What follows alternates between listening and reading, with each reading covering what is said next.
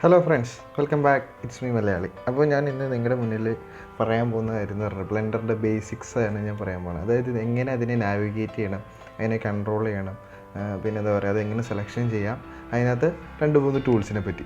അപ്പോൾ ഇനി അങ്ങോട്ടേക്കുള്ള വീഡിയോ എന്ന് പറയുന്നത് ബ്ലെൻഡർ ഒന്നും അറിയില്ലാത്ത ഒരാൾക്ക് സുഖസുന്ദരമായിട്ട് പഠിച്ചെടുക്കാൻ വേണ്ടിയിട്ടുള്ള വീഡിയോ ആയിരിക്കും ഇനി അങ്ങോട്ടേക്കുള്ള വീഡിയോ എന്ന് പറഞ്ഞാൽ. അപ്പോൾ കൂടെ നിന്ന് കഴിഞ്ഞിട്ടുണ്ടെങ്കിൽ നല്ല രീതിയിലേക്ക് സപ്പോർട്ട് ചെയ്ത് കഴിഞ്ഞാൽ എനിക്ക് കുറേ ബ്ലെൻഡറിനെ പറ്റി നീ കുറേ കാര്യങ്ങൾ ചെയ്യാൻ പറ്റും. അപ്പോൾ നമുക്ക് വീഡിയോയിലേക്ക് പോവാം. അപ്പോൾ ബ്ലെൻഡർ എന്ന് പറയുന്ന സോഫ്റ്റ്വെയർ ഡൗൺലോഡ് ചെയ്യാനായിട്ട് ജസ്റ്റ് ബ്ലെൻഡർ ഡൗൺലോഡിംഗ് എന്ന് പറഞ്ഞു കൊടുത്താൽ മതി. ഇതൊരു ഫ്രീ സോഫ്റ്റ്വെയർ ആണ്, വലിയ പൈസയൊന്നും കൊടുക്കുകയൊന്നും വേണ്ട. പൈസ കൊടുത്തിട്ടുള്ളൊരു സാധനമല്ല ഇത് ഫ്രീ ആയിട്ടുള്ളൊരു സംഭവമാണ്. അപ്പോൾ ഇതിനകത്ത് എന്ന് പറയാനായിട്ട് ഒരു 200 MB എങ്ങാണ്ട് താഴെ എങ്ങാണ്ട് ഉള്ളൂ ഇതിൻ്റെ സോഫ്റ്റ്വെയർ എന്ന് പറഞ്ഞാൽ. പക്ഷേ ഈ സാധനം എന്ന് പറയുന്നുണ്ടല്ല, ഇതിനകത്ത് മായനേക്കാളും വെല്ലണ ഔട്ടായിരിക്കും ഈ സാധനം തന്നെ. അത് ഞാൻ റിയലൈസ് ചെയ്തേക്കുന്നതുകൊണ്ടാണ് ഞാൻ നിങ്ങളുടെ അടുത്ത് അത്രയും കോൺഫിഡൻസ് ആയിട്ട് പറയണത്. അപ്പോൾ ഓക്കെ, അപ്പോൾ ഈ സാധനം തുറന്ന് കഴിഞ്ഞ് കഴിഞ്ഞിട്ടുണ്ടെങ്കിൽ തന്നെ ആദ്യമായിട്ട് നമുക്ക് കാണാൻ കഴിയുന്നത് അതിനകത്ത് എന്തായിരുന്നു ഒരു സ്പ്ലാഷ് സ്ക്രീനാണ്. അങ്ങനെയാണ് ഇതിനെ പറയണേ, ഈ ഒരു ചെറിയൊരു സാധനത്തിന്. അപ്പോൾ അതിൻ്റെ തൊട്ട് താഴെ തന്നെ റീസെൻറ്റ് ഫയൽസ്, തൊട്ട് മുന്നേ നമ്മൾ എന്തെങ്കിലും വർക്ക് ചെയ്തിട്ടുണ്ടെങ്കിൽ അതിൻ്റെ ഫയൽസാണ് വന്ന് കിടക്കണത്. തൊട്ടിപ്പുറം തന്നെ കുറേ എന്തുകൊണ്ടാ general 2D animation, sculpting, VFX, video editing. അതായത് നിങ്ങൾ മനസ്സിലാക്കേണ്ട കാര്യം, ബ്ലെൻഡർ എന്ന് പറയുന്നത് ഒരൊറ്റ കാര്യത്തിന് വേണ്ടി ഉണ്ടാക്കിയിട്ടേക്കണല്ല, കുറേയേറെ കാര്യങ്ങൾ ചെയ്യാൻ പറ്റും. അതായത് സ്കൾപ്റ്റിങ് ചെയ്യാൻ പറ്റും, VFX, വീഡിയോ എഡിറ്റിങ്, വീഡിയോ കോമ്പോസിറ്റിങ്, പല ടൈപ്സ് ഓഫ് സാധനങ്ങൾ, സ്ക്രിപ്റ്റ്, അതായത് കോഡിങ് അറിയണവർക്ക് കോഡിങ് വരെ ഇതിനകത്ത് ചെയ്യാൻ പറ്റും. ഇത് നമ്മുടെ ഇഷ്ടത്തിനനുസരിച്ച് ആൾട്ടർ ചെയ്യാൻ പറ്റുന്ന ഒരു സോഫ്റ്റ്വെയർ ആണ് ബ്ലെൻഡർ എന്ന് പറയുന്നത്. ഇതൊക്കെ അവിടെ കിടക്കട്ടെ. അപ്പോൾ ബ്ലെൻഡറിൻ്റെ ഒരു സാധനം ഇപ്പോൾ ഞാനത് പുറത്തിങ്ങനെ ക്ലിക്ക് ചെയ്ത് കഴിഞ്ഞപ്പോഴാണ് അത് പോയത്. അപ്പോൾ ബ്ലെൻഡറിൻ്റെ ഒരു വ്യൂ എന്ന് പറയുന്നത് ഇതാണ്. അതായത് ഒരു ക്യാമറ ഉണ്ടാവും, ഒരു ഒബ്ജക്റ്റ് ഉണ്ടാവും, ഒരു ലൈറ്റ് ഉണ്ടാവും. ഈ ഒരു ബേസിക് സാധനമാണ് നമുക്ക് തരുന്നത് ആദ്യം തന്നെ ഓപ്പൺ ആക്കുമ്പോൾ തന്നെ. പിന്നെ നോക്കേണ്ട സാധനത്തിൻ്റെ ഈ ഒരു സാധനം കണ്ടോ, മൗസ് ഇട്ട് കയറാം. ഇതിനാണ് കർസർ എന്ന് പറയുന്നത്. ഈ എന്താ പറയുക, ഈ ഒരു സാധനം ഒരു എന്ത് ഒബ്ജക്റ്റ് എടുത്താലും അത് അവിടെ ചെന്ന് നിൽക്കും. അപ്പോൾ ഈ കർസർ അങ്ങോട്ടും ഇങ്ങോട്ടും മാറ്റി കഴിഞ്ഞിട്ടുണ്ടെങ്കിൽ ഇത് അവിടെ എവിടെയൊക്കെ പോയി നിന്നോളും. പിന്നെ മനസ്സിലാക്കേണ്ട കാര്യം എന്ന് വെച്ചിട്ടുണ്ടെങ്കിൽ ഈ ഒരു പോർഷൻ കണ്ടോ, അതായത് ZY X. ജസ്റ്റ് ഞാനിങ്ങനെ ക്ലിക്ക് ചെയ്യണുള്ളൂ കേട്ടോ, ലെഫ്റ്റ് ബട്ടൺ ക്ലിക്ക് ചെയ്യണുള്ളൂ. നിങ്ങൾക്കത് മനസ്സിലാക്കാൻ പറ്റും. സാധാരണ ഒരാൾക്ക് പെട്ടെന്ന് ക്ലിക്ക് ചെയ്യുന്ന രീതിയിലായിരിക്കും കാര്യങ്ങൾ. അപ്പോൾ മനസ്സിലാക്കേണ്ടതെന്ന് വെച്ചിട്ടുണ്ടെങ്കിൽ 3 ഡയമെൻഷൻ ആയിരിക്കും. അതായത് സോഫ്റ്റ്വെയർ എന്ന ബ്ലെൻഡർ എന്ന് പറഞ്ഞ സോഫ്റ്റ്വെയർ XYZ ആക്സിസ് ചേർന്നാണ് ബ്ലെൻഡർ എന്ന് പറയുന്ന സോഫ്റ്റ്വെയർ. അതായത് ആ ഒരു 3 ഡയമെൻഷൻ ഇതിനകത്ത് കാണാൻ കഴിയും. ഇതിനെ വ്യൂ പോർട്ട് എന്ന് പറയുന്നത്, ഈ മൊത്തം സാധനത്തിനെ പറയുന്നത് വ്യൂ പോർട്ട് എന്നാട്ടോ പറയുന്നത്. അപ്പോൾ ഇതൊക്കെ ഞാനിങ്ങനെ വലിയ കാര്യമായിട്ട് പറഞ്ഞു, പക്ഷേ വലിയ കാര്യമായിട്ടൊന്നും എടുക്കേണ്ട കാര്യമൊന്നുമില്ല. ഇതിനകത്ത് എങ്ങനെ ചെയ്യാൻ പറ്റും എന്നതിനെപ്പറ്റി ആലോചിച്ചാൽ മതി. അപ്പോൾ ഇതൊക്കെ അറിഞ്ഞിരിക്കാൻ വേണ്ടി മാത്രം പറയുന്നതാണ്. ഇതിൻ്റെ Y ആക്സിസ് എന്ന് പറയുമ്പോൾ പച്ച കളറാണ്. കാരണം നമുക്ക് ഇവിടെ കാണാൻ കഴിയും, നമുക്ക് വിശദമായിട്ട് ഇതിനകത്ത് കാണാൻ കഴിയും. കൂടുതലായിട്ട് എനിക്ക് വിശദീകരിച്ച് പറഞ്ഞു തരേണ്ട ആവശ്യമില്ല എന്ന് എനിക്ക് തോന്നണം. കാരണം Y ആക്സിസ് എന്ന് പറഞ്ഞാൽ പച്ച കളറാണ്, X ആക്സിസ് എന്ന് പറഞ്ഞാൽ ചുവപ്പ് കളറാണ്, Z ആക്സിസ് നീല കളറാണ്. അപ്പോൾ Z ആക്സിസ് മാത്രം നമുക്കിവിടെ കാണാൻ കഴിയില്ല. കാരണം എന്താണെന്ന് വെച്ചിട്ടുണ്ടെങ്കിൽ ഇത് Z ആക്സിസ് കാണാൻ കഴിയില്ല. I don't know. ഇത് നമുക്ക് വേറെ രീതിയിൽ നമുക്ക് കാണാൻ പറ്റും. അത് നമ്മളൊരു മൂവ്മെൻറ്റ് നടത്തുന്ന സമയത്ത് മാത്രമാണ് അതിൻ്റെ Z ആക്സിസ് നമുക്ക് കാണാൻ കഴിയണത്. അപ്പോൾ ഇനി അടുത്ത് പറയുന്നത് വെച്ചിട്ടുണ്ടെങ്കിൽ ഇതിനെ നാവിഗേറ്റ് ചെയ്യുക, അതായത് ഇതിനെ കൺട്രോൾ ചെയ്യുക, ഇതിനെ മൊത്തത്തിൽ കൺട്രോൾ ചെയ്യാൻ വേണ്ടി ഉപയോഗിക്കുന്ന കാര്യങ്ങളെ പറ്റിയാണ് പറയണത്. അതായത് ഇതിൻ്റെ നമ്മുടെ മൗസിനകത്ത് സ്ക്രോൾ ഇൻ, സ്ക്രോൾ ഔട്ട് എന്ന് പറഞ്ഞ 2 ഇതുണ്ട്. അതായത് സ്ക്രോൾ ഇൻ, സ്ക്രോൾ ഔട്ട്, അതായത് zoom in, zoom out. Scroll in ചെയ്ത് കഴിഞ്ഞിട്ടുണ്ടെങ്കിൽ അതായത് ഫ്രണ്ടിലോട്ട് മൗസ് ഇറക്കി കഴിഞ്ഞിട്ടുണ്ടെങ്കിൽ സൂം ചെയ്ത് അകത്തേക്ക് പോകും. പുറത്തേക്ക് മൗസിൻ്റെ ആ നടുക്കത്തെ സാധനം കറക്കി പുറത്തോട്ട് വന്നു കഴിഞ്ഞാൽ സൂം ഔട്ടായി വിട്ട് വരും. ദെൻ ആ സാധനം തന്നെ പ്രസ് ചെയ്ത് പിടിക്കണം. നമ്മുടെ മൗസിൻ്റെ ബട്ടൺ തന്നെ പ്രസ് ചെയ്ത് പിടിച്ച് ഇങ്ങോട്ടേക്ക് നീക്കി കഴിഞ്ഞിട്ടുണ്ടെങ്കിൽ ഇതിങ്ങനെ കറങ്ങണ കാണാൻ പറ്റും. അപ്പോൾ നിങ്ങൾക്ക് മനസ്സിലാകേണ്ടത്, കാരണം വെച്ചാൽ ഇവിടെ നമുക്ക് മൗസിൻ്റെ എല്ലാ കൺട്രോൾസും കാണാൻ കഴിയും. സ്ക്രോളിങ് മാത്രമാണ് കാണാൻ കഴിയാത്തത്. ബാക്കി പ്രസ് ചെയ്യണ സമയത്ത് വൈറ്റായിട്ട് കാണാൻ പറ്റുന്നുണ്ട്. അപ്പോൾ ഇതിങ്ങനെ കറങ്ങണ കാണാൻ പറ്റുന്നുണ്ട്. ദെൻ പിന്നെ നമുക്ക് അറിയേണ്ടത് വെച്ചിട്ടുണ്ടെങ്കിൽ ഇതിൻ്റെ സെലക്ഷനാണ്. അതിന് മുന്നേ തന്നെ വേറൊരു കാര്യം കൂടി ഉണ്ട്. അതായത് ഈ ഷിഫ്റ്റ് ഹോൾഡ് ചെയ്തിട്ട് ഇതിങ്ങനെ ഇതിങ്ങനെ ഷിഫ്റ്റ് ഹോൾഡ് ചെയ്ത് മിഡിൽ ബട്ടൺ നീക്കി കഴിഞ്ഞാൽ ഇതിങ്ങനെ മാറണ നമുക്ക് കാണാൻ കഴിയും. പിന്നെ ഇതിങ്ങനെ കുഴപ്പമില്ലാത്ത രീതിയിൽ എനിക്ക് ഇങ്ങനെ പറയാനായിട്ട് അറിയുള്ളൂ ആണ് ഇങ്ങനെ മാറണതാണ്. പിന്നെ സെലക്ഷൻ ചെയ്യുക എന്ന് പറഞ്ഞാൽ അതായത് ഇത് ക്യാമറയാണ്. നമുക്ക് ഒരു ക്യാമറ, ഒരു ലൈറ്റ്, ഒരു ഒബ്ജക്റ്റ് ബേസിക്കായിട്ട് തന്നെ. ഇത് ക്യാമറേനെ സെലക്ഷൻ ചെയ്യേണ്ടത് റൈറ്റ് ക്ലിക്ക് ആക്കിയാൽ മതി. സെലക്ഷൻ ചെയ്യേണ്ടത് എന്തിനാണ് സെലക്ഷൻ ചെയ്യണമെങ്കിൽ നമുക്ക് റൈറ്റ് ക്ലിക്ക് ആക്കിയാൽ മതി. ജസ്റ്റ് ഇങ്ങനെ റൈറ്റ് ക്ലിക്ക് ആക്കി കഴിഞ്ഞാൽ സെലക്ഷൻ ആയിട്ട്. ഇനി അടുത്ത് നോക്കാനുള്ളതെന്ന് വെച്ചിട്ടുണ്ടെങ്കിൽ ഈ ഒബ്ജക്റ്റിനെ നമുക്ക് എങ്ങോട്ടെങ്കിലും നീക്കണം. അപ്പോൾ നമ്മൾ ഇങ്ങനെ നീക്കാൻ മാത്രമേ നമ്മൾ പഠിച്ചോളൂ. ഇങ്ങനെ കറക്കുക, ഇങ്ങനെ നീക്കുക, ഇത് മാത്രമേ നമുക്ക് മനസ്സിലായുള്ളൂ.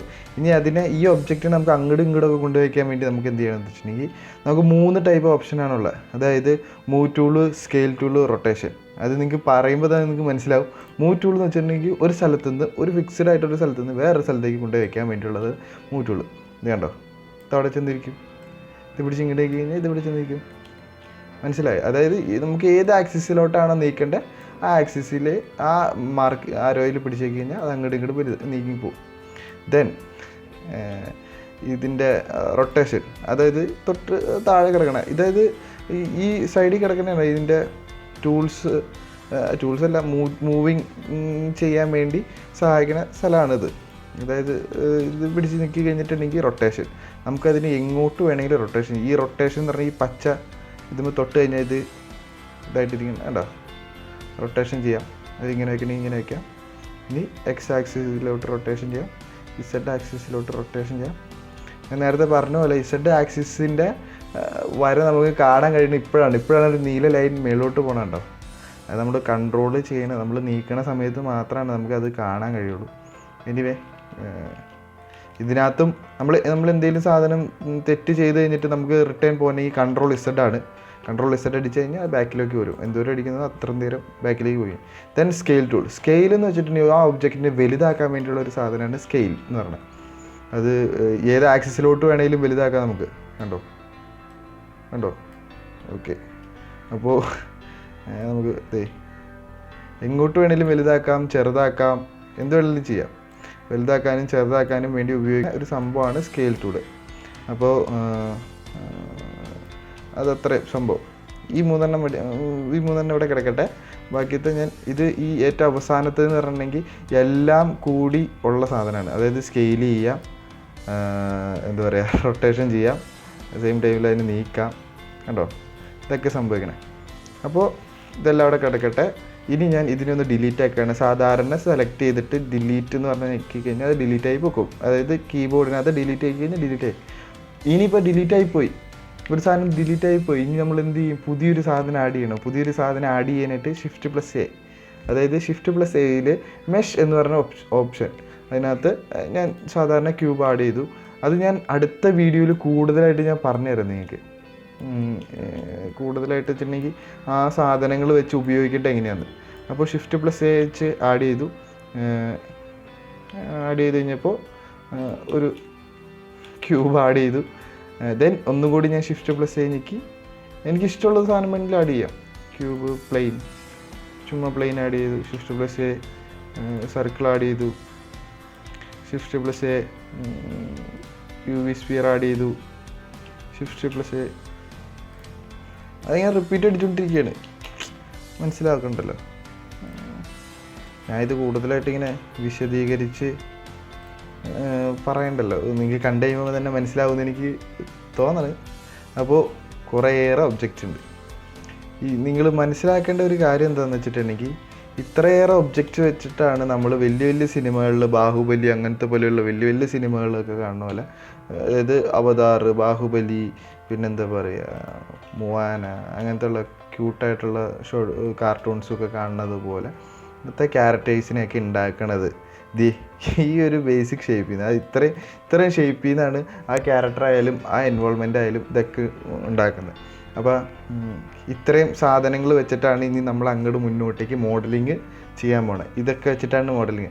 അപ്പോൾ നിങ്ങൾക്ക് വേണമെങ്കിൽ പരീക്ഷിച്ച് നോക്കാം. ഈ ഇത്രയും സാധനങ്ങൾ വെച്ചിട്ട് നിങ്ങൾക്കും വേണമെങ്കിൽ മോഡലിങ് കാര്യങ്ങളൊക്കെ പരീക്ഷിച്ച് ചുമ്മാ ഇങ്ങനെ മുകളിലേക്ക് വെച്ച് കഴിഞ്ഞാൽ അതവിടെ എന്തായി, വീടായി. ചുമ്മാ ഇങ്ങനെ സാധനം ഇങ്ങനെ ഇരുന്ന് കഴിഞ്ഞാൽ അത് വീടായി. അത് നേരെ ഇതിൻ്റെ മുകളിലേക്ക് ഒരു ധാരണ വേണം എന്ത് കാര്യത്തിനും. പിന്നെ ഞാൻ നിങ്ങൾക്ക് പരിചയപ്പെടുത്തുന്ന കീ എന്ന് പറയുന്നത് നമുക്ക് ഓർത്തോഗ്രാഫിക് വ്യൂ ഉണ്ട്, പെർസ്പെക്റ്റീവ് വ്യൂ ഉണ്ട്. ഇപ്പോൾ നിലവിൽ ഈ സാധനം പെർസ്പെക്റ്റീവ് വ്യൂവിലാണ് കിടക്കുന്നത്. അതെങ്ങനെ അറിയണമെന്ന് വെച്ചിട്ടുണ്ടെങ്കിൽ ഇവിടെ യൂസർ പെർസ്പെക്റ്റീവ് വ്യൂ എന്ന് പറഞ്ഞിട്ട് കിടക്കുന്നത്. അതായത് നമ്മൾ ഉപയോഗിച്ചുകൊണ്ടിരിക്കുന്നത് പെർസ്പെക്റ്റീവ് വ്യൂവിലാണ്. അതായത് പെർസ്പെക്റ്റീവ് വ്യൂ.